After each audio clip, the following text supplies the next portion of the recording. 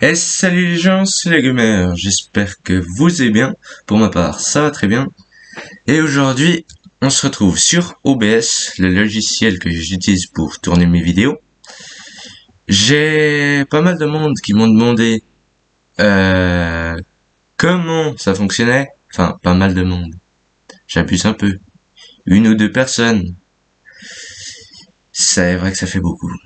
Bon, après, c'est pas top le nombre d'abonnés aussi. Bon, alors voilà, on va commencer ce tuto tout de suite. Alors, je vais tout de suite vous avouer, même que j'utilise ce logiciel, il y a bien beaucoup de choses que je ne sais pas à quoi ça sert. Genre, tout ça là-haut, j'utilise jamais. Donc ça, si vous voulez savoir à quoi ça sert, c'est pas sur ma chaîne qu'il faut venir. Direct. Le mode studio, je l'utilise jamais aussi. Je sais pas vraiment à quoi ça sert non plus, mais voilà. Donc je reste toujours en mode normal. Après, donc, ici, vous avez vos scènes. Vous pouvez en mettre plusieurs. Comme vous pouvez le voir, moi, j'ai des scènes pour, on va dire, les jeux Steam, des scènes pour d'autres styles de jeux, des scènes pour Google et autres, et des scènes de capture d'écran. Voilà, voilà. Alors, souvent, il y aura beaucoup de personnes qui vont me dire qu'ils ont un écran noir, excusez-moi. Euh, pour régler ce problème-là, je vous montrerai après dans les cas de capture d'écran et capture d'écran, bah tout ce qui est pour les captures d'écran, je vous montrerai ça après. Après, pour chaque scène, vous pouvez ajouter vos des des des sources, voilà, pour filmer ou pour ajouter du texte, de la musique, des choses comme ça. Après, personnellement, j'utilise que capture d'écran, capture de jeu, capture de fenêtre et périphérique de capture vidéo. Ça, c'est pour la webcam. Euh, Mis à part ça, tout le reste, entre autres, j'utilise ça sur le logiciel de montage que je vous ferai dans une autre vidéo. Voilà, voilà. Bon.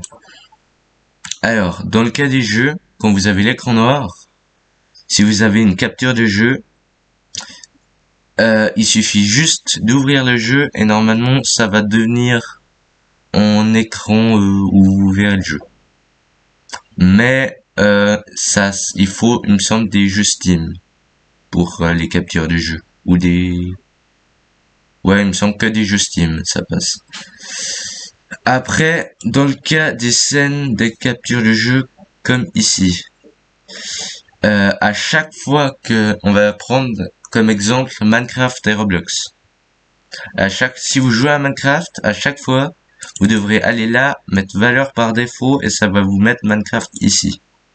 Bon, là, mon Minecraft est fermé, donc vous le verrez pas. Et pareil pour Roblox. Pour Google, c'est exactement pareil. À chaque fois que vous changez d'écran, c'est-à-dire Google ou je sais pas moi, on va prendre Microsoft Store qui est ici. Vous devrez changer ici comme pour la scène des jeux. Après ça, je vous le dis, je vous ferai ça en fin de vidéo. Là, on va passer aux paramètres. Ou d'abord, enfin non, d'abord aux commandes plutôt. Pour commencer un stream, il vous faudra déjà être inscrit sur YouTube et puis avoir fait quelques trucs que je sais plus tout à fait ce que c'est. Euh, pour euh, pour pouvoir streamer, bah démarrer l'enregistrement, c'est juste démarrer votre vidéo. Elle s'enregistrera dans vos dossiers. Normalement tout normalement sous vidéo ici. Ça, on voit qu'elle est en train de s'enregistrer. Après, j'ai un dossier exprès pour ma chaîne, etc., etc. Voilà.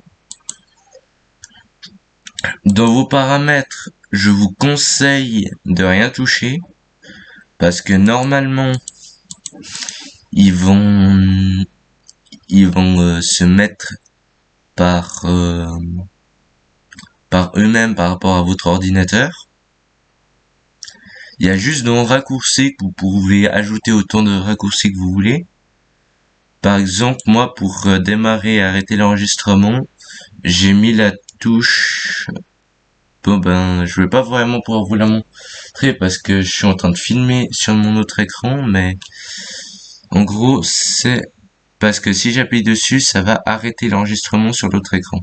Donc je vais pas pouvoir vous la montrer, mais en gros, c'est une touche en haut à droite de votre clavier où il y a un petit icône pause et play. Et voilà. Bon, les paramètres, c'est tout.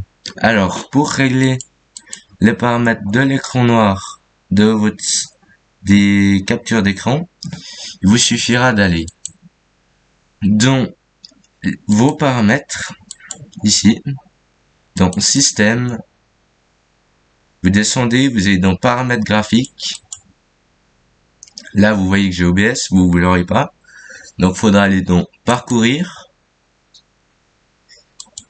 Vous allez dans, si vous avez Acer, c'est pas forcément Acer que vous aurez, mais faudra aller dans le disque C, normalement, il s'appelle.